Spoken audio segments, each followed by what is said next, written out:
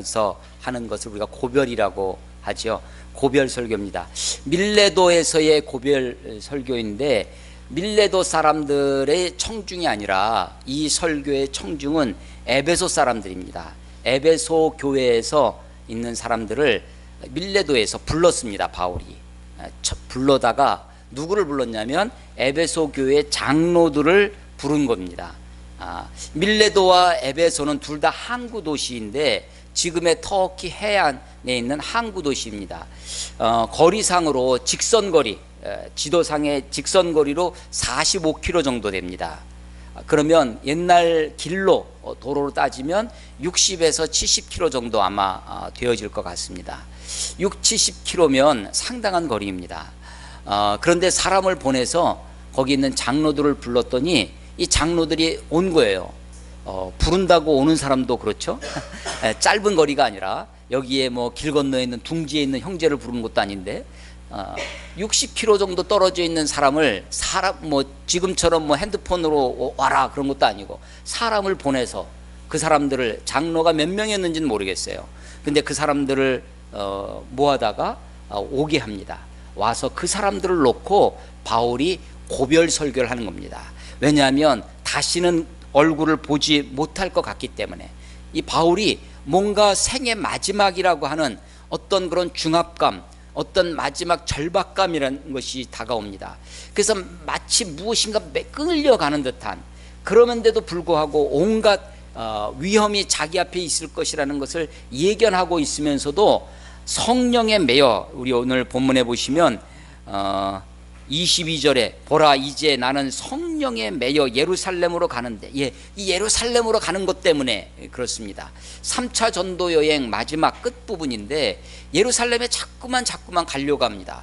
바울이 예루살렘 교회에 대한 빚진 자 의식이 있습니다. 물론 복음의 빚진 자, 복음의 빚이 있지만 예루살렘이, 율법은 예루살렘에서부터 이게 구약 성경의 선지자들이 예루살렘을 통해서, 유대인들을 통해서 그곳에서 복음이 시작되었다라고 하는 것이죠. 비록 유대인들에게, 예루살렘에 있는 그 유대인들로부터 많은 핍박과 박해를 받았음에도 불구하고 그 복음의 근원지, 진리가 처음 태동되었던 그 예루살렘에 대한 빚진 의식이 있습니다. 그러다가 예루살렘이 기근이 들었다라는 말을 듣게 돼서 그 기근 앞에 책임의식을 갖고 내가 가서 도와야 되겠다. 그래서 바울이 전에 전도에서 세워도왔던 그 교회들, 특별히 유럽에 있는 마게도냐와 헬라 지역, 헬라가 이 성경에는 아가야라고도 나온다고 그랬죠. 헬라가 아가야입니다. 그 아가야의 중심 도시가 고린도였습니다. 그래서 이 헬라에 있는 빌립보라든지 데살로니가라든지 그런 또 이 마게도냐에 있는 또 고린도, 이런 교회로부터 헌금을 받습니다. 구제헌금을 받아서 예루살렘으로 갑니다. 예루살렘으로 가려고 하는데 곳곳에서 믿음의 사람들이, 같은 공동체, 신앙 공동체에 있는 사람들이 성령으로 이야기합니다. 그곳에 가면 핍박이 있을 거라고, 결박을 당할 거라고, 모진 고통을 당하게 될 것이라고, 또 바울도 그것을 예견합니다. 그럼에도 불구하고 성령에 매어서 그곳에 가게 되어지죠. 그래서 이제는 다시는 보지 못하리라는 생각을 하게 됩니다. 어느 정도였냐면요, 그 절박감이 36절에 보면 이야기를 다 한다면, 고별 설교를 마치고 무릎을 꿇고 함께 기도합니다. 37절에 보면 다 크게 울며 바울의 목을 안고 입을 맞추고, 38절 다시 그 얼굴을 보지 못하리라는 말을 듣고 그렇게 아주 뜨거운 작별을, 눈물의 작별을 하고 있는 것입니다. 그래서 이 마지막 고별 설교가 이 밀레도에서 있었다라고 하는 것이죠.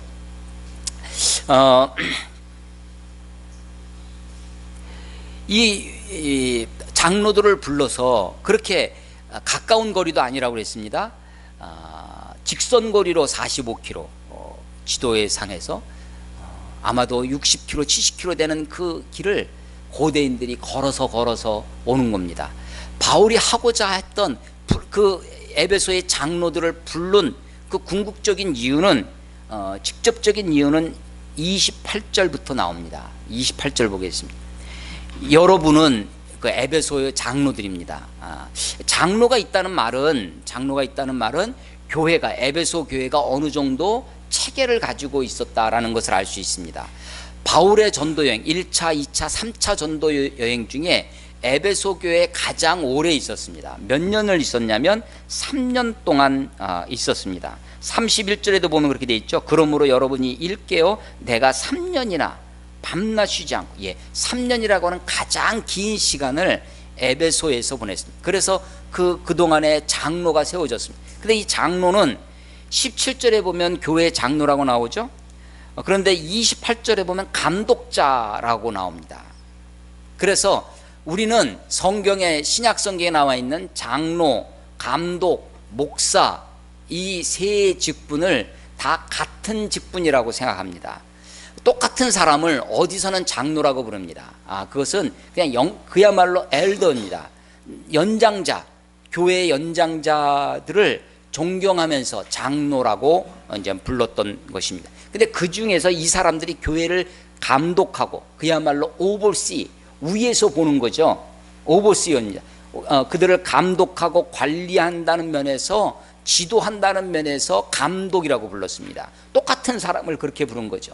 그런데 이 사람들을 양으로 보고 이 양들을 돌보는, 목양하는 그런 직분에 있는 사람이다. 그래서 목사라고 부르는 것이죠. 그래서 이 세 가지가 한 사람을 놓고 장로라고도 부르고 감독이라고도 부르고 그리고 이제 목사라고도 불렀다라고 우리는 성경을 이렇게 보고 있습니다.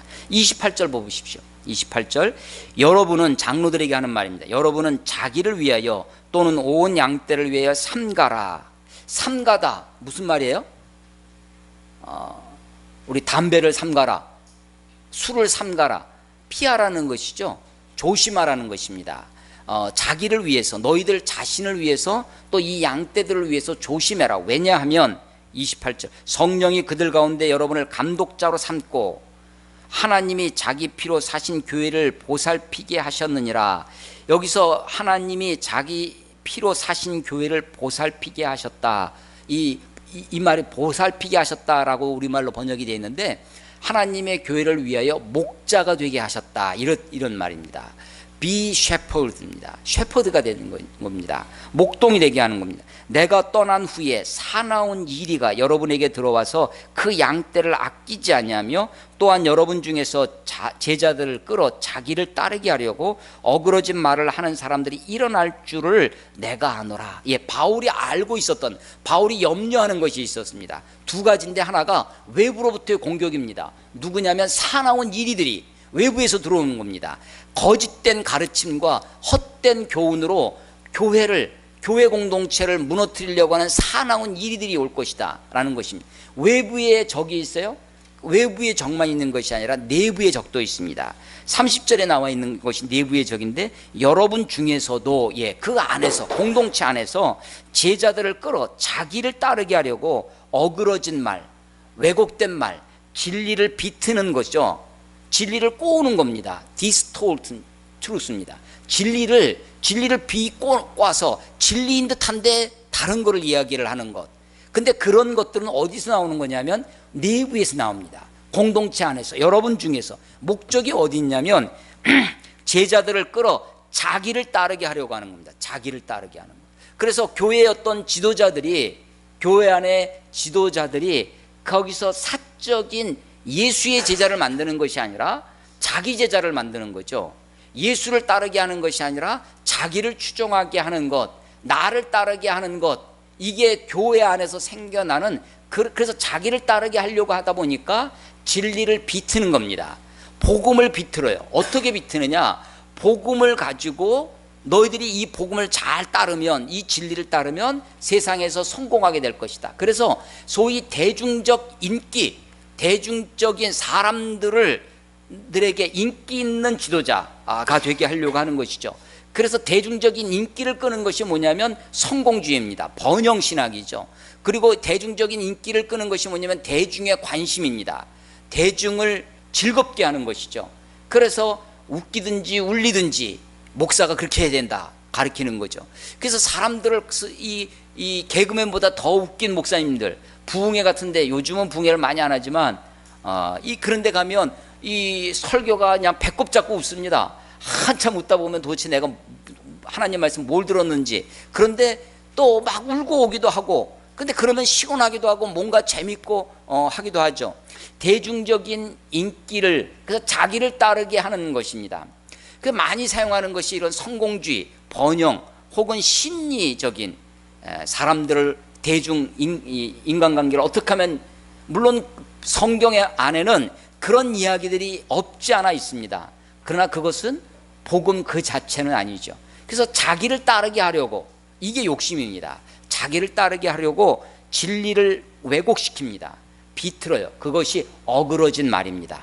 어그러진 말로 그런 사람들이 일어날 줄을 바울이 염려했습니다. 자, 외부로부터는 사나운 이리가, 거짓된 헛된 이단 사설이, 세상의 학문이 교회 안에 들어오는 것들을 막기 위해서 사나운 이리들, 그리고 내부에서 지도자들이 타락을 해서 자기를 따르게 만드는 것, 이런 사람들이 일어날 것을 바울이 염려를 했어요. 그래서 장로들을 불러다가 너희들이 스스로 삼가라고, 조심하라고 그렇게 이야기를 하는 것입니다. 31절 보시면, 그러므로 여러분이 일깨어 스스로 조심해서 내가 3년이나 밤낮 쉬지 않고 눈물로 각 사람을 훈계하던 것을 기억하라. 바울이요, 짧은 거리가 아니었다고 그랬죠. 60km 70km 된 거리를 사람들이 걸어서 오는 겁니다. 자기 생업, 이건 하루 이틀에 오는 게 아니거든요. 자기 돈 들여서, 경비를 많이 들여서, 여러분들이 여기 좀 먼 데서 분들은 차비 들여서 교회 오는 건 아니에요. 근데 이 정도가 아닙니다. 대중교통 수단이 없기 때문에 자기가 먹을 거 싸들고 가는 겁니다. 자기가 숙박, 자고 먹고 하는 것들을 자기로 그렇게 해서 바울이 부른다고 하니까 그렇게 장로들이 오는 겁니다. 그 와서 바울이 이야기를 하는 거예요. 근데 이 바울이 이렇게 부를 수 있는 힘, 또 바울이 이 장로들이 이렇게 담대하게 당당하게 말할 수 있는 힘이 어디 있었냐면 바울의 모본에서 있었습니다. 바울이 3년 동안 밤낮 쉬지 않고 눈물로 그들을 가르쳤기 때문입니다. 이것은 저 위에도 나옵니다. 19절 봐보십시오. 18절부터 보시면 그들이 불렀더니 왔어요. 오매. 예. 오매, 이게 그런 감탄문이 아닙니다. 와서 온 겁니다. 그들이 오니까 오매 그들에게 말하되, 아시아에 들어온 첫날부터 지금까지 몇 년이 걸렸다고요? 3년입니다. 첫날부터 지금까지 내가 항상 여러분 가운데서 어떻게 하였는지 여러분도 아는 바라. 야, 너희들이 다 알고 있지 않느냐? 내 삶, 내가 어떻게 살아왔는지. 19절, 곧 모든 겸손과 눈물이며 유대인의 관계로 말미암아 당한 시험을 참고 주를 섬긴 것과. 예, 바울이 왜 굳이 이렇게 여행을 다니면서 처음 보는 에베소 사람들에게 겸손하게, 아니 바울이 학문적으로나 집안적으로요 꿀릴 게 없는 사람입니다. 바울은 그 당시 로마가 지배하고 있는 그 당시에 나면서부터 로마 시민권자였습니다. 우리가 지금이야 뭐 미국 시민권 뭐 원정 출산해서 이렇게 낳기도 시민권 주는 것을 아이에게 주는 뭐 최고의 선물 뭐 이렇게 이야기하는 정신 나간 사람들도 있지만, 뭐 지금이야 미국 시민권 그렇게까지 하지 않죠. 한 20년 30년 전에 누가 미국 시민권자라고 하면 대한민국 사람, 이야 미국 시민권자 대단하게 봤던 거죠. 그런데 로마 시대 제정 황제가 다스리는, 그야말로 이 로마의 군병들이 다스리는 그런 시대에 로마 시민권자를, 그래서 사도행전을 보면 천부장, 1000명이면요 지금 한 연대장 정도 됩니다. 부하가 1000명이에요. 로마 천부장이 예루살렘에서 바울을 체포에다가 신문하는 과정에서 로마 시민권자라는 얘기를 듣고, 너 어떻게 로마 시민권자가 됐냐? 나는 돈을 주고 샀는데, 이런 말이 나와요. 자기는 많은 돈을 줘서 로마 시민권을 샀는데 너는 도대체 어떻게 됐냐? 바울은 나면서부터 시민권자입니다. 로마 시민권자예요. 그런 바울이 학문적으로도요, 가말리엘이라고 하는 지금에 하면 뭐 하버드나 예일 정도 되는 그런 데서 공부를 한 사람입니다. 히브리어부터 헬라어까지 그 당시에 학문에 능통합니다. 그래서 아테네에서 철학자들하고 변론할 때도 하나도 꿀리지 않았던 사람입니다. 학문적으로 집안이나 그 모든 면에서. 그런데 그가 정말로 자기가 가지고 있는 텐트 메이킹, 텐트 천막 끼워가면서 그렇게 여행을 하면서 이 동네 이 도시 저 도시 다니면서 전도를 하고 선교를 하는 것입니다. 밤낮 쉬지 않고 3년이나, 그것도 눈물로 겸손하게, 겸손과 모든 겸손과 눈물입니다. 여기서 모든 겸손이라고 하는 것은 뭐 겸손을 겸손 1개, 겸손 2개 이렇게 셀 수 있는 게 아니잖아요. 셀 수도 없는 겸손을 모든 겸손이라고 하는 것은 온전한 겸손이라는 뜻입니다. 그가 정말 마음을 다해서 억지로 하는 겸손이 아니라, 그냥 겸손한 척하는 것이 아니라 마음을 다해서 그들을 섬기는 것입니다. 눈물로. 그리고 온갖 시험을, 고통을, 특별히 그것은 유대인의 관계에서부터 오는 것이었는데 그것을 참아냅니다. 왜 참겠어요? 에베소에 있는 사람들 한 영혼이라도 주님께 돌아오게 하기 위해서, 한 영혼이라도 그리스도의 좋은 군사로 만들기 위해서 그렇게 했던 것입니다. 바울이 그런 모본을 보입니다. 그런 모본은 저 밑에도 나옵니다. 33절 보십시오. 내가 아무의 은이나 금이나 의복을 탐하지 아니하였고 여러분이 아는 바와 같이 이 손으로 나와 내 동행들이 쓰는 것을, 나와 내 동행들이 쓰는 것을 충당하여, 그러니까 자기가 직접 자비량해서 텐트 메이킹 하면서 그렇게 해서 필요한 경비를 모아가면서 그렇게 전도하고 했다는 것입니다. 모든 겸손과 눈물로 유대인의 관계에서부터 모든 시험을 참아내고 인내하면서 오로지 복음 증거하는 일에, 성도들을 가르치는 일에, 가르치고 전하는 일에 전념했다라고 하는 것입니다. 이것이 35절에 범사에 여러분에게 모본을 보여준 바와 같이 그렇습니다. 바울이 말로뿐만 아니라 그의 설교뿐만 아니라 그의 삶이 그들로 하여금 에베소에 있는 장로들에게 담대하게 당당하게 이야기할 수 있는, 전할 수 있는, 그래서 먼 거리에 있음에도 불구하고 장로를 청하는 거죠. 불렀습니다. 그들이 왔어요. 그들에게 이야기합니다. 바울이. 그러면서 그들에게 부탁을 하는 거죠. 너희들이 이 하나님이 자기 피로 사신 이 교회, 여기 28절에 하나님이 자기 피로 사신 교회를, 우리말로는 이렇게 번역이 되어 있는데 이게 하나님의 교회는 자기 피로 사신 것이니, 이런 거예요. 그래서 하나님의 교회라는, 요즘 하나님의 교회라는 이단이 있잖아요. 하나님의 교회. 그래서 이 하나님의 교회라고 하는 표현이 나오는 유일한 곳입니다. 하나님의 교회. 우리는 하나님이 자기 피로 사신 교회, 이게 떨어져 있잖아요, 말이. 그런데 영어 성경에 보면 The Church of God이에요.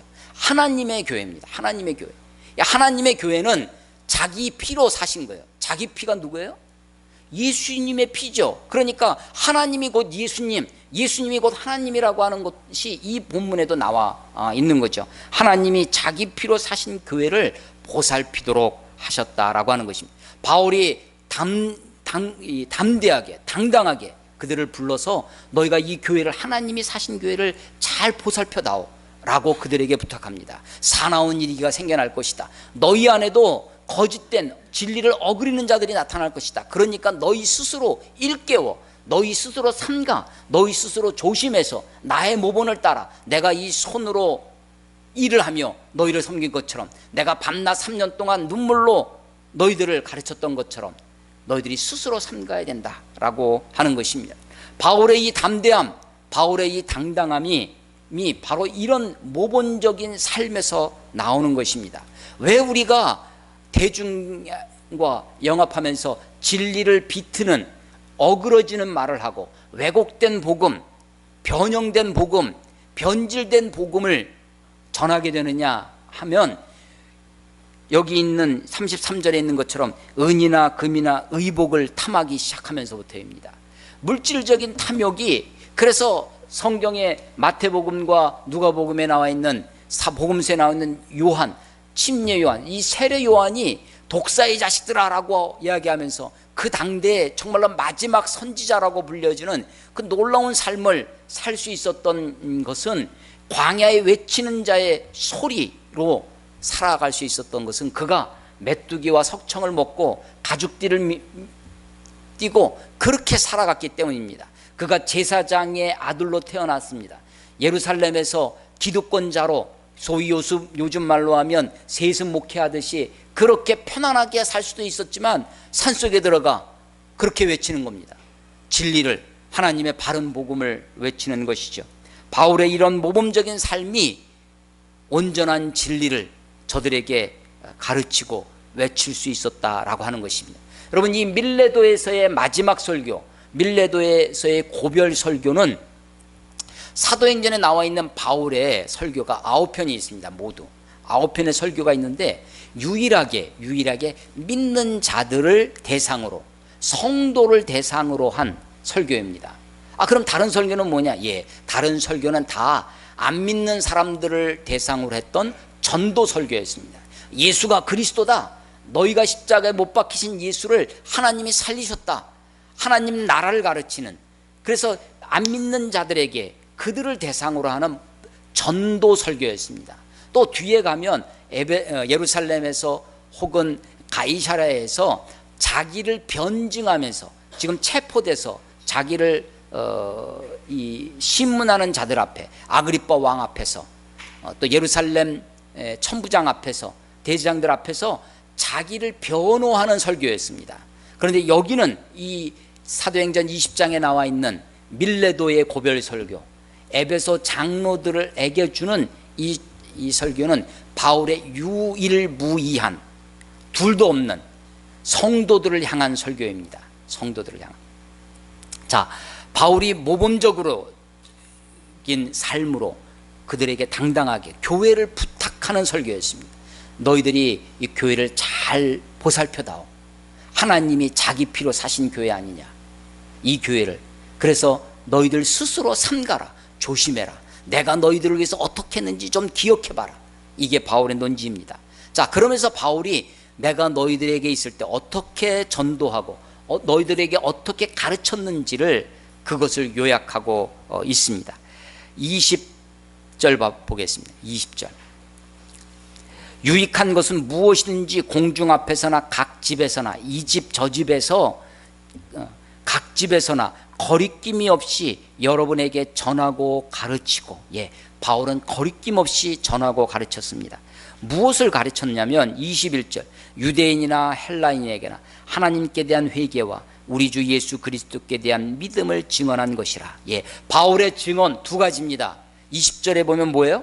하나님께 대한 회개, 그리고 주 예수께 대한 믿음을 증언했습니다. 두 가지예요. 바울의 증언, 3년 동안 바울이 에베소 교회에서 가르치고 전한 것을 요약하면 두 가지예요. 그것이 뭐예요? 하나님께 대한 회개, 주 예수께 대한 믿음. 회개와 믿음을 전했습니다. 그런데 이것을, 이 두 가지를 바울이 또 다른 방식으로 설명을 합니다. 25절 25절 보겠습니다. 보라, 내가 여러분 중에 왕래하며 오고 가면서 하나님 나라를 전파하였으나. 뭘 전파했어요? 하나님 나라를 전파하였으나 이제는 여러분이 다 내 얼굴을 다시 보지 못할 줄 아노라. 그러므로 오늘 여러분에게 증언하거니와 모든 사람의 피에 대해 내가 깨끗하니, 이는 내가 꺼리지 않고 하나님의 뜻을 다 여러분에게 전하였습니다. 무엇을? 하나님의 뜻을 다 여러분에게 전하였어요. 자, 바울이 25절에 전파한 것이 뭐예요? 하나님 나라를 전파했습니다. 27절에 전한 것이 뭐예요? 하나님의 뜻을 전파했습니다. 자, 바울이 전파한 것 두 가지가 있는데, 하나가 25절에 하나님의 나라, 27절에 하나님의 뜻을 전파했습니다. 자, 하나님의 나라를 전파했다. 하나님의 나라, 하나님의 나라는 예수님의 복음, 예수님이 우리 이 땅에 오셔서 전한 그 복음의 핵심이 하나님 나라의 복음입니다. 하나님 나라의 복음. 때가 찼으니 회개하고 복음을 믿으라. 하나님의 나라가 가까웠고, 때가 찼고 하나님의 나라가 가까웠으니 회개하고 복음을 믿으라. 이게 예수님의 복음의 예수님의 공생의 첫 마디였어요. 예수님의 복음을 한마디로 요약한 것이 뭐냐? 하나님의 나라가 가까웠다. 그러니까 너희가 회개하고 복음을 믿으라 라는 것이었습니다. 하나님의 나라가 무엇입니까? 하나님의 나라가 여기 있다 저기 있다 하지 말지니 너희 안에 있느니라. 우리 안에 있다고 그랬습니다. 하나님의 나라가 공간적인 개념이 아닙니다. 여기 있다 저기 있다는 지리적인 개념이 아닙니다. 하나님의 나라는 하나님이 다스리심. 하나님이 다스리시면 하나님 나라예요. 하나님의 나라는 통치 개념입니다. 통치. 그러니까 바울이 지금 하나님의 나라를 전했어요. 바울의 전파, 하나님의 나라를 전했습니다. 그러면 하나님의 나라를 전파를 받은 우리는 뭘 해야 돼요? 하나님의 다스리심을 받아야 되는 거죠. 하나님의 통치를 받아야 되는 것입니다. 내가 개인적으로, 신앙은 개인적인 면이 있어요. 각자 하는 겁니다. 내가 예수님을 믿었어요. 예수님을 믿고 예수님을 영접했습니다. 하나님을 모셔드렸어요. 하나님이 어디 계세요? 내 안에 있습니다. 예수님을 믿으면, 예수님을 영접하면 예수님이 우리 안에 거하십니다. 우리 안에 거하신 그분은 왕이십니다. 만왕의 왕이세요. 그래서 그분이 우리를 어떻게 하세요? 다스리십니다. 물론 만왕의 왕이신 우리 예수님은 세상의 폭군과 다릅니다. 로마 황제와 다릅니다. 애굽의 바로와 달라요. 그분은 참으로 선하신 왕입니다. 참으로 공의로 다스리십니다. 그분은 사랑으로 다스리십니다. 그분은 진리로 다스리세요. 그래서 그분이 우리의 왕 되시면 우리 안에 참된 평화가 이루어집니다. 우리 안에 참된 공의가 실현되어집니다. 뿐만 아니라 하나님의 나라는 믿는 사람, 개인 한 사람에게만 임하는 것이 아니라 믿는 사람들의 무리, 공동체 안에도 임합니다. 공동체 안에도 하나님의 나라가 임해야 됩니다. 그래서 교회가 하나님의 나라가 되어지도록, 하나님이 다스리도록 하나님의 뜻을 구해야 되는 것이죠. 이 사회, 이 땅도 하나님의 나라가 임해야 할 것입니다. 이 사회의 제도나 법이나 이 사회 문화 가운데 하나님의 다스리심이 이루어질 수 있도록 그리스도인들이, 하나님의 종들이 그 말씀에 복종하고 살아야 할 것입니다. 뿐만 아니라 하나님의 나라가 우리에게 임하는 하나님의 나라, 하나님의 나라가 이 땅 가운데 이루어지는 하나님의 나라가 있지만, 하나님의 나라의 또 하나의 측면은 우리가 가는 하나님의 나라가 또 있습니다. 죽어서 가는 하나님의 나라, 또 예수 그리스도께서 재림하셔서 종말이죠. 그때 이루어질 하나님의 나라가 있어요. 지금 이루어지는 나라가 있어요. 우리가 믿음으로, 예수님을 믿음으로 이루어지는 하나님의 나라가 있습니다. 근데 우리가 가는 하나님의 나라가 있어요.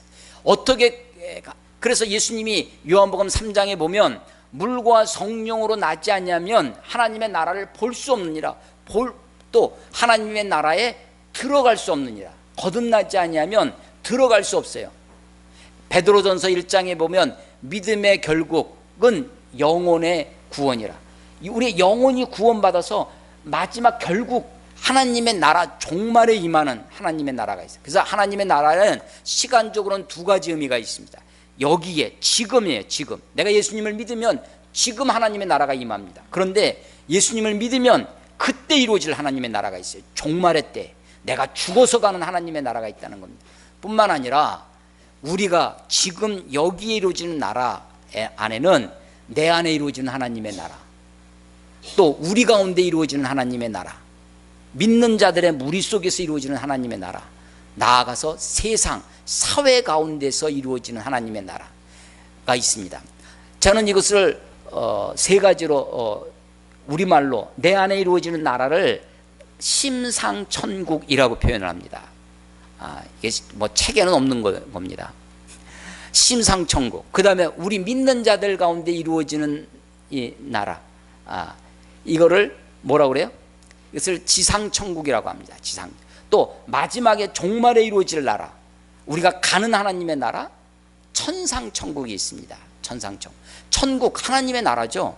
자, 바울이 지금 그 에베소 교회에 가서 전파한 것이 뭐냐면 하나님의 나라를 전파했습니다. 그 하나님의 나라, 하나님의 다스리심, 통치가 이루어지려면 무엇이 이루어져야 되냐면 하나님의 뜻이 이루어져야 됩니다. 주기도문에 이렇게 되어 있습니다.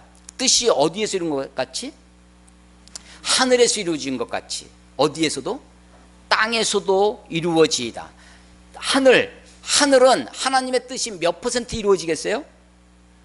100% 이루어지는 것입니다. 하늘은 하나님의 뜻을 거역하는 것이 아무도 없습니다. 하나님의 뜻을 거역하는, 하나님의 뜻에 반하게 사는 곳이 어디 있어요? 땅에 있어요. 하나님의 피조물 가운데 하나님의 뜻을 어그러뜨리는, 하나님의 뜻을 거역하는 존재가 두 존재가 있습니다. 하나가 인간이고 하나가 사탄입니다. 자연은 하나님의 뜻을 거역하지 않습니다. 자연은 인간의 타락으로 말미암아 그 죄악의 그 굴레를 자연이 지금 받고 있죠. 그래서 만물이 피곤합니다. 성경의 표현입니다. 만물이 아직도 주님 하나님의 아들이 오실 것을 기다리고 있어요. 만물이 회복되어질 것을. 그래서 자연이 하나님의 창조, 천지 창조했던 처음 창조의 모습을 지금 잃고 있습니다. 그래서 자연이 가운데 많은 아픔이, 고통이 있죠. 자연은 하나님을 일부러 거역하지 않습니다. 하나님을 거역하는 두 존재가 있어요. 하나님의 뜻을 거역하는, 그것이 인간이고 그리고 사탄입니다. 그런데 하나님이 그 인간을 구원하기 위해서 자기 아들 예수 그리스도를 보내주셨습니다. 여러분, 성경이 창세기에 하나님이 천지를 창조했다는 이야기는 1장과 2장에 나옵니다. 3장에서 인간이 타락해요. 그 이후에 모든 이야기는, 성경의 역사는 한마디로 뭐냐면 구원사입니다. 구원의 역사예요. 하나님이 아직도 구원하고 계세요. 여러분, 이게 참 놀랍습니다. 아니, 하나님이 전능하신 하나님께서 인간이 타락해서 잘못됐어요. 그럼 그것을 싹 없애버리고 새로 만들면 될 거 아니에요. 하나님이 그렇게 하지 않습니다. 하나님이 창조한 피조물 가운데 인간이 하나님의 뜻을 어기고 범죄해서 잘못됐어요. 근데 그 잘못된 것을 치워버린 것이 아니라, 없애버린 것이 아니라 그것을 고치기를 원하십니다. 그것을 회복하시기를 원하시는, 그게 뭐예요?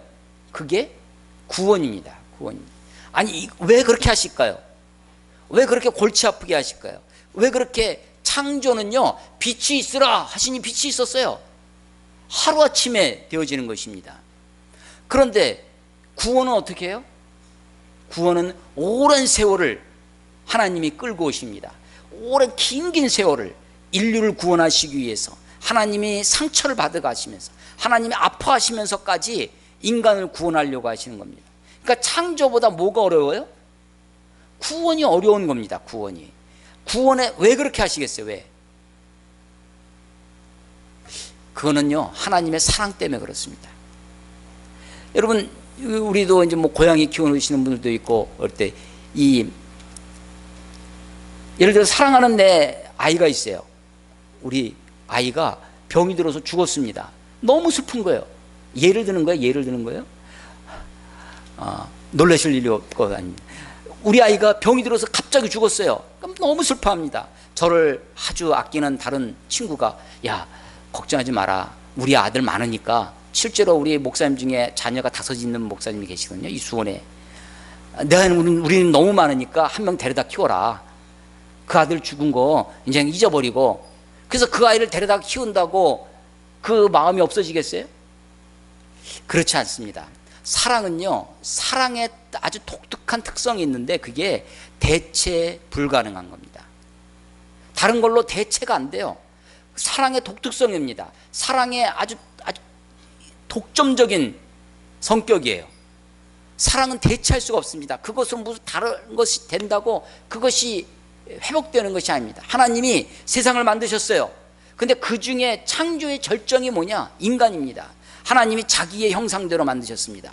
개는 개대로 만들었어요. 소는 소대로 만들었습니다. 각기 그 종류대로 만드셨습니다. 그런데 사람은 사람대로 만든 것이 아니라, 개는 개대로, 말은 말대로 만들었는데 사람은 사람대로 만들지 않고 사람은 하나님대로 만드셨어요.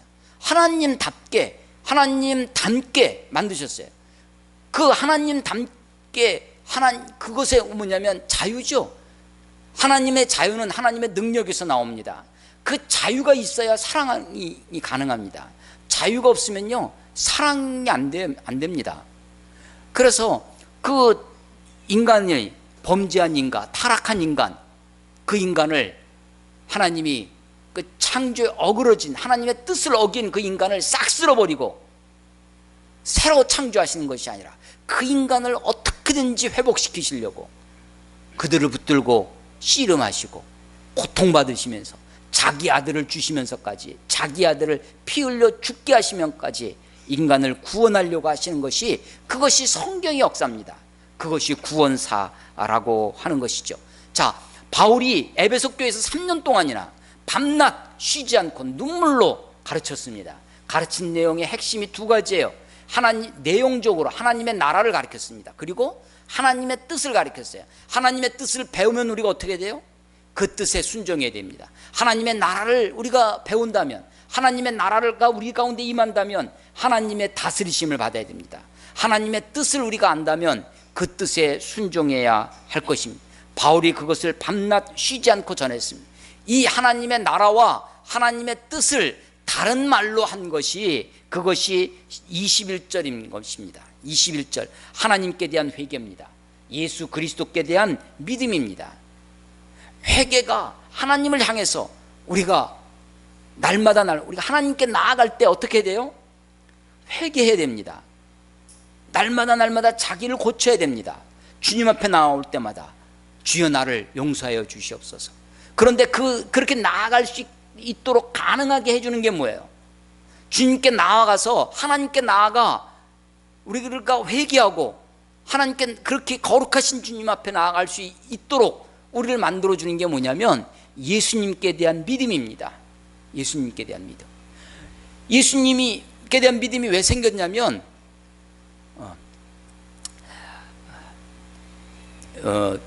요즘 이제 그 대학생을 교회 나온 지 얼마 안 되는, 그러니까 이게 우리 선교단체 나온 지 얼마 안 되는 우리 교회 나오는 청년은 아닌데 집이 멉니다. 그래서 이제 주중에 제가 불러다가 같이 성경 공부를 해요. 성경 공부를 몇 주간 재밌게 했어요. 아주 신나게 했습니다. 성경에 대한 관심이 생겼죠. 밤중에 어머니 심부름으로 밖에 나갔다가 하나님의 교회 사람을 만났습니다. 전도를 하더랍니다. 성경을 가지고 막 펼쳐서 이야기하는데 어머님 하나님 이야기를, 하나님의 교회에서 하는 게, 하나님 왜 아버지만 있어야 되냐, 하나님 어머니도 있는 게 아니냐.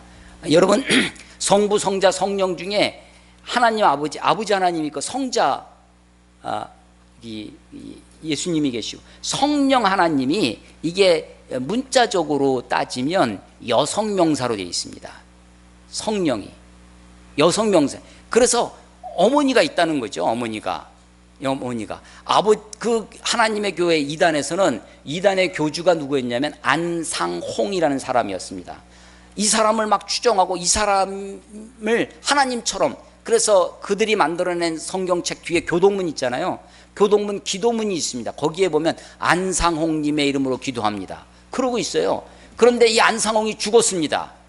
그런데 이 사람들이 흩어지지 아니하고 그 안상홍의 부인을, 아내를, 그거를 추종하는 거예요.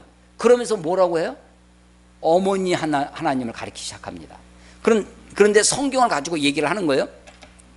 성경을 막 얘기하니까 이 자매가 저랑 성경 공부를 몇 주간 하면서 성경이 이제, 그러니까 성경을 얘기하니까 배웠어요. 그러면서 오늘 보면 사도행전, 특히 사도행전 같은 데 보면 믿고 그 즉시 세례를 받잖아요. 너 오늘 세례를 받아야 된다 라는 거예요. 그래서 밤 12시에 그 하나님의 교회를 가가지고 세례를 받았습니다. 그러면서 유월절을 지켜야 된다. 유월절 떡처럼 먹어야 된다. 떡도 먹고 포도주도 마시고 세례를 받는데 침례 의자에 앉혀놓고 옷을 갈아입으라. 그 자매가 참 강심장이에요. 옷을 다 주더랍니다. 그러니까 자기 옷 다 벗고 속옷까지 다 벗고 새 옷, 세례복을 입고 옷을 입고 앉으니까 물을 이렇게 부어서, 그러니까 이게 세례는 물을 이렇게 뿌리는 거잖아요. 그것도 아니고 보니까 물을 많이 부어주, 머리에서 붓는 그걸 하고 온 거예요. 그래서 다시 성경 공부하고 그거 하느라고 한참 고민을 하고 일주일 내내 자기가 불안해가지고 이단이라는 소리를 듣고 도대체 누구를 믿어야 되느냐, 다 성경 가지고 얘기하니까 너무나 그럴싸하게 들리더랍니다. 그런데 자기가 그럴싸하게 듣던 것이 다 거짓된 이단의 사설이라고 하는 것을 이제 와서 확인한 거죠. 그러고서 하는 얘기가 뭐냐면 도대체 누구를 믿어야 할지 모르겠다. 지금 목사님 말 들어보니까 목사님 말씀이 맞는 것 같고 그럴싸한데, 아까도 그 전에도 이단에게도 그럴싸해서 자기가 했는데 도대체 뭐가 진리인지 모르겠다고 막 하는 거예요. 그러면서 하는 얘기가 그래도 자기 엄마는 믿을 수 있을 것 같다고, 엄마한테 가서 의논해 보겠다 그러는 거예요. 그래서 너 엄마를 왜 믿게 됐냐, 엄마가 왜 믿음직스럽냐 그랬더니 뭐 어렸을 때부터 같이 있고 뭐 어쩌고. 여러분, 왜 엄마가 우리가 믿음직스럽냐면 엄마가 나를 위해서 희생하기 때문입니다. 엄마가 나를 위해서 어렸을 때부터 나를 위해 내가 어떻게 하든지, 내가 잘나든 잘하든 못하든 혹은 뭐 어떻게 하든지 간에 나를 끝까지 보듬어주고 나를 안아주고 나를 위해서 희생하는 부모의 그 사랑 때문에 그 엄마에 대한 신뢰가 생기는 거죠. 여러분, 신뢰가, 믿음이 어디서 생겨요? 사랑에서 생깁니다. 그래서 자기가 예수님을 아직 영접하지 못한 것 같다라고 하면, 예수님을 믿는 것 같지 않다라고 하는 거예요. 그 믿음이 어떻게 생길까요? 하는 거예요. 믿음이 어디서 생기느냐, 주 예수께 대한 믿음이 어디서 생기는가. 그래서 제 경험을 얘기했어요. 내가 어떻게 예수님을 믿게 됐나.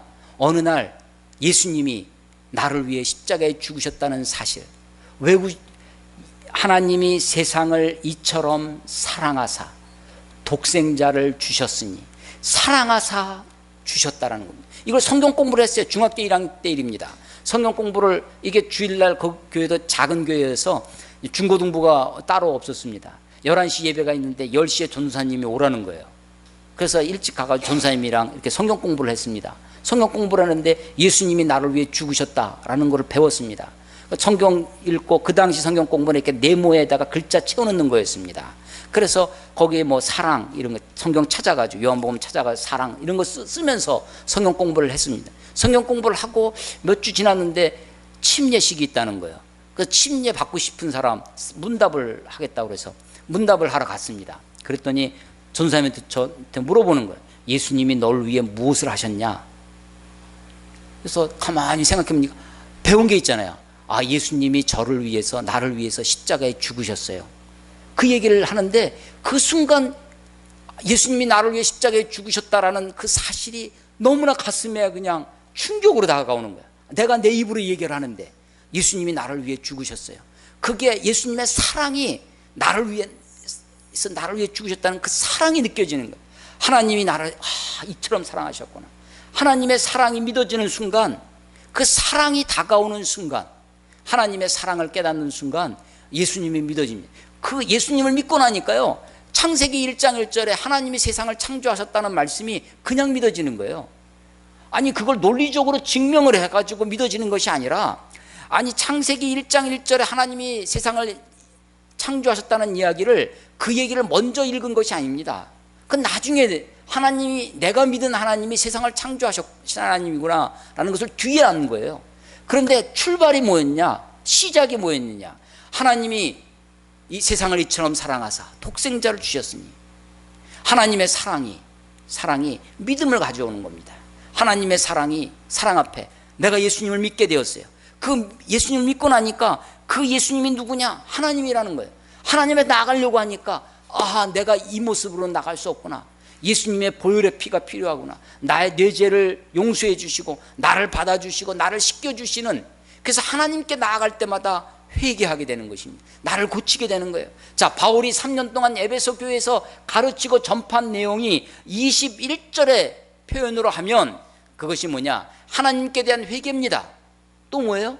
우리 주 예수 그리스도께 대한 믿음입니다.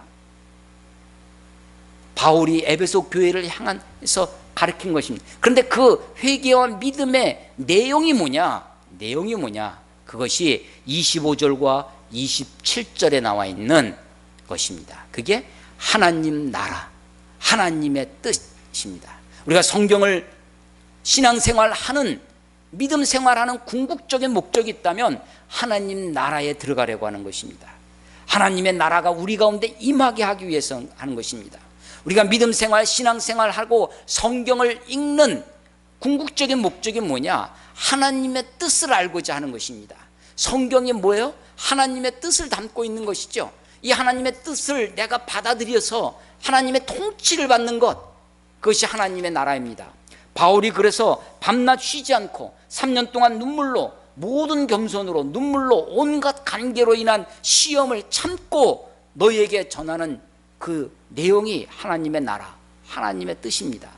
그 하나님의 나라와 하나님의 뜻을 우리가 받아들인다는 것은 하나님께 대한 회개와 주 예수 그리스도께 대한 믿음이다라고 하는 것입니다. 바울이 이것을 그렇게 전했어요. 그러면서 바울이 이렇게 에베소 장로들을 먼 길로 불러다가 다시 한번 3년 동안 가르쳤던 내용들을 이렇게 요약을 해서 가르치는 그 자기 자신의 절박한 내적인 심정을 이야기하는 것이 22절 23절입니다. 보라, 이제 나는 성령에 매여 예루살렘으로 가는데 거기서 무슨 일을 당할는지 알지 못하노라. 오직 성령이 각성해서 내게 증언하여 결박과 환난이 나를 기다린다 하시나. 예, 결박과 환난이 나를 기다리지만 내가 성령에 매여서 예루살렘에 갈 수밖에 없다. 왜냐하면 24절, 내가 달려갈 길과 주 예수께 받은 사명, 내가 그 인생을 달려갈 길입니다. 그 달려갈 길이에요. 그냥 산보하면서 가는 길이 아닙니다. 이것은 바울에게 있어서 경주와 같습니다. 레이스예요. 달려갈 길이 로드가 아니라 이건 레이스입니다. 경주하는 것입니다.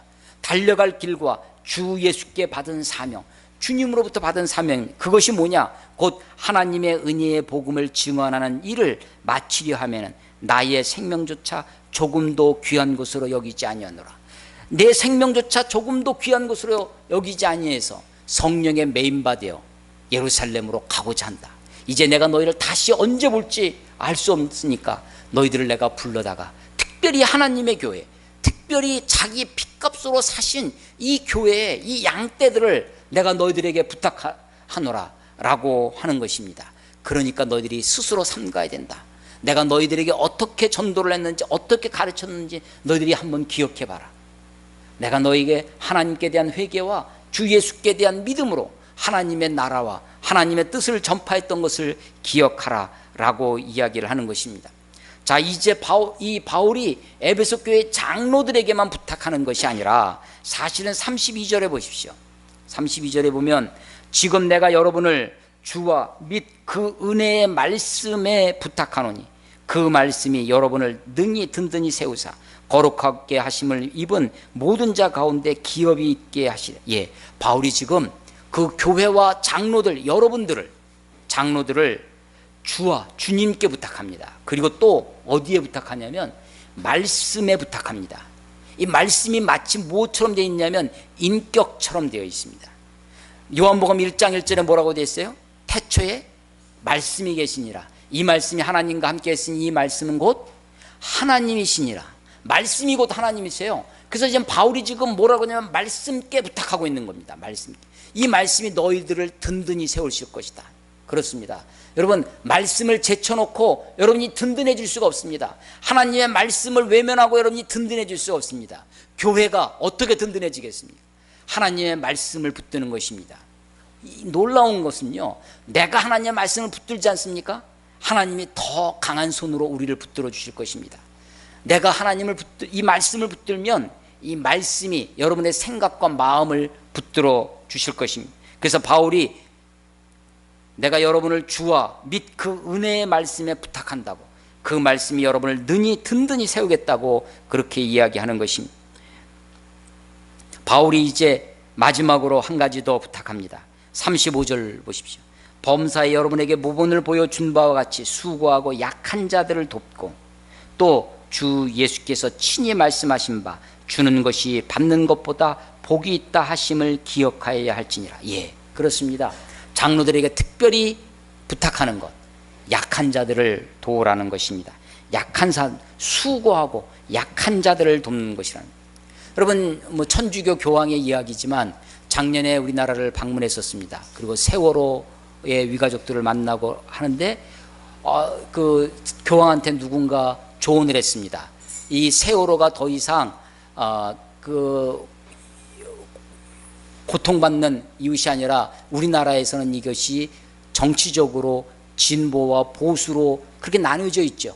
그러니까 교황한테 중립을 지키는 것이 필요하다라고 이야기하죠. 그런데 이 교황이 고통받는 자들에게는, 고난받는 자들에게는 중립이 없다라고 하는 이야기를 합니다. 예, 그렇습니다. 중립이 아닙니다. 약한 자들을 돕는 것이 성경적인 마음입니다. 약한 자를 돕는 것이, 고통받는 자들, 억압받는 자들을, 그들을 돕는 것이 성경의 가르침입니다. 그것이 정치적으로나 경제적으로나 어떤 상황에 약한 자들은, 그것은 진보와 보수의 문제가 아닙니다. 약한 자들을 돕는 것이 하나님의 뜻입니다. 약한 자들을 돕고, 또 주 예수께서 친히 말씀하신 바, 뭐라고 말씀하셨어요? 주 예수께서 친히 말씀하신 바가 주는 것이 받는 것보다 복이 있다 하심을 기억하여야 할지니라. 예수님의 말씀은 마태, 마가, 누가, 요한 사복음서에 있습니다. 그런데 예수님의 말씀, 이 사복음서에, 복음서에 어디에도 사실은 이 말씀은 없습니다. 주는 것이 받는 것보다 복이 있다, 이 말씀이 없습니다. 여러분, 바울이 성경에, 신약 성경에 많은 책을 썼습니다. 로마서에서부터 빌레몬서까지 몇 권이냐면 13권을 썼어요. 많은 것 썼어요. 그런데 바울의 말 중에, 바울의 이야기 중에, 바울 서신 중에 예수님의 말씀을 직접 인용한 것은 한 군데도 없습니다. 놀라운 사실이죠. 바울은 다 하나님의 말씀을, 바울은 예수님을 직접 만났던 사람이 아닙니다. 그래서 바울 서신은 다 예수님의 말씀을 그가 해석하고 구약 성경과 예수님의 말씀을, 사도들의 교훈을 받아서 그것을 다시 적용해서 그것을 책에, 그래서 바울이 참 놀라운 것이, 바울이 없었다면 복음서는 주로 이야기입니다. 그냥 이야기처럼 되어 있죠. 그런데 바울은 굉장히 논리적입니다. 체계적이에요. 그래서 바울은 예수님의 말씀을 직접 인용한 것이 없습니다. 근데 유일하게 이곳이 양쪽 큰 따옴표를 쳐야 할 것입니다. 주는 것이 받는 것보다 복되다, 복이 있다 라고 하는 것입니다. 이건 예수님이 친히 하신 말씀이라는 것입니다. 그래서 복음서에는 없지만 아마도 초대교회 성도들의 입으로 전해 내려왔습니다. 바울은 그것을 자기 언어로 다시 해석을 했는데, 다 그래서 정리를 해서 써줘서 우리들이 복음을, 진리를 이해할 수 있게끔 교리적으로, 그래서 바울 신학을 만들었는데, 바울이 직접 인용한 말이 있다는 거예요. 이것이 예수님께서 친히 강조하고 있죠. 주 예수께서 친히 하신 말씀이다. 뭐라는 거예요? 주는 것이 받는 것보다 복이 있다. 주는 것이 받는 것보다 복이 있다라는 거예요. 복이 있다. 여러분, 복이 어디 있어요? 주는 데에 있습니다. 복 받기를 원하십니까? 주님이 우리들에게 주시는 이 복을 누리기를 원하십니까? 여러분, 주는 것이 받는 것보다 복이 있다 하심을 여러분들도 기억해야 할 것입니다. 바울이 지금 이 말을, 이 설교를 에베소 장로들을 불러다가, 먼 거리에 있는 장로들을 불러다가 지금 그들에게 전하고 있는 것입니다. 다시 보지 못할, 이젠 다시 얼굴을 보지 못하리라고 하는 절박함 가운데 눈물로 그들에게 이야기합니다. 이야기를 다 하고 무릎을 꿇고, 여러분, 이 서양 사람들 무릎 꿇고 뭐 하는 거 굉장히 어려운 겁니다. 더군다나 유대인들은요, 무릎 꿇는다, 이거는요 패잔병이 전쟁에서 지면 무릎을 꿇는 거예요. 또 하나, 그러니까 절대자 앞에, 신 앞에 나아갈 때 무릎을 꿇는 겁니다. 무릎 꿇는 것만큼 치욕적인 것이 없죠. 무릎 꿇는 것만큼 고통이 없습니다. 그런데 지금 물론 우리는 이제 무릎 꿇고 하는 것이 어렸을 때부터, 우리 한국 사람들은 그래도 아직도 무릎 꿇고 기도하고 하는 것이 남아 있는데, 여기 무릎 꿇고 그들과 함께 기도합니다. 크게 울어요. 다 같이 웁니다. 목을 껴안고 입을 맞추고 그러면서 작별을 합니다. 배를 태워서 여기서 배를 타고 이제 예루살렘이 있는 가나안 땅으로 내려옵니다. 그래서 두로 이 가나안 위쪽에 북쪽 지방에 두로라고 있어요. 두로를 거쳐서 가이사랴를 거쳐서 예루살렘에 가게 되는 것이 바울의 3차 전도 여행의 마지막입니다. 마지막 절박한 마음을 가지고 바울이 지금 에베소 장로들에게 권면하는 것입니다. 너희들이 스스로 삼가야 된다. 조심해라. 사나운 일이가 나타날 것이다. 너희 안에 진리를 왜곡하는 자들이 일어날 것이다. 깨어 있어라. 내가 전한 복음이 무엇인 줄 아느냐? 하나님의 나라, 하나님의 뜻, 하나님께 대한 회개와 주 예수께 대한 믿음을 가지고 살아라. 그리고 내가 너희들에게 특별히 부탁하는데 너희들 가운데 있는 약한 자들을 도와라. 주는 것이 받는 자보다 복되기 때문이다 라고 하는 것입니다. 이것이 바울이 장로들을 불러다가 특별히 권면하는 말씀입니다. 이 말씀이 여러분들의 기억에도 남아서 여러분들의 삶에도 이 말씀이 큰 복음이 되시기를 주의 이름으로 축원합니다. 기도하겠습니다. 하나님 아버지,